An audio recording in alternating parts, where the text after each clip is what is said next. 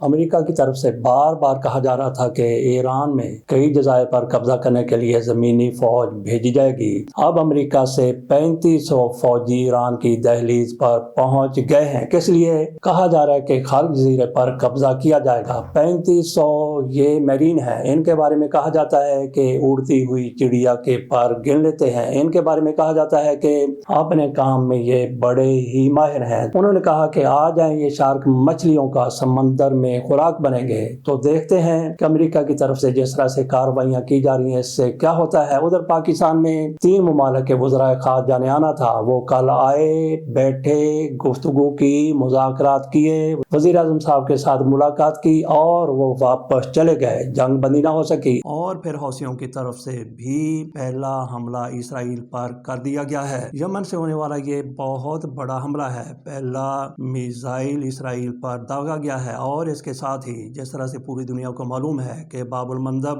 وہ بھی بالکل یمن کے ساتھ ہے، یمن کے اوپر ہے اور یہیں سے امریکہ سمیت بہت سے ممالک کا تیل بھی جاتا ہے، اس پر بھی ایک مرتبہ پھر یمن نے قبضہ کر لیا ہے۔ اب باب المندب سے تیل کی سپلائی حوثیوں کی مرضی کے بغیر نہیں ہو سکے گی۔ ادھر آبن حرمز مکمل طور پر ایران کے ابھی تک قبضے میں ہے اور ادھر ایران کے حامیوں کی طرف سے تسلط جما لیا گیا ہے باب المندب پر